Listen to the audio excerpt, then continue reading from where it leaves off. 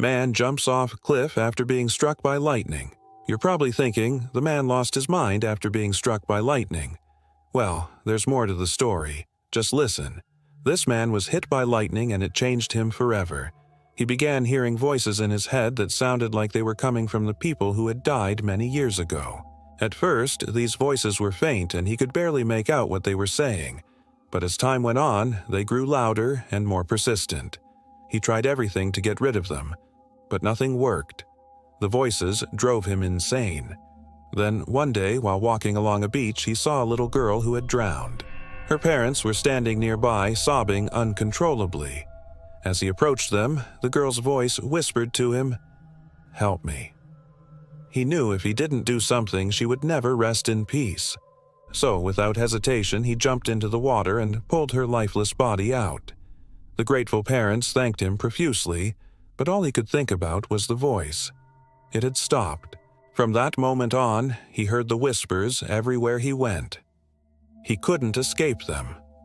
No matter how hard he tried, the whispers followed him. They taunted him, tormented him, drove him crazy. Then they started making demands. They told him to do horrible things, things that would make him lose his humanity, and they wouldn't stop until he did it. He resisted at first, but the whispers grew louder and more insistent. Finally, he gave in and did what they asked. Afterwards, he felt terrible. He hated himself for what he had done. He wanted to atone for his sins, but the whispers told him there was no hope. He was beyond redemption. The whispers continued day after day, night after night. They never gave him a break. He tried to ignore them, but that didn't work. They just got louder. So he did the only thing he could think of. On a rainy day, he walked to the edge of a cliff and jumped. As he fell, he felt a sense of peace. Maybe now he could finally be at peace. Maybe now the whispers would finally stop.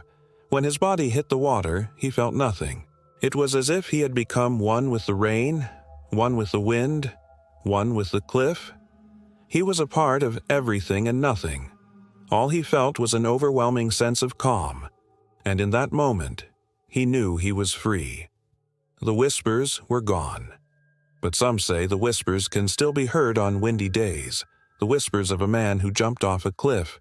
The whispers of a man who couldn't take it anymore.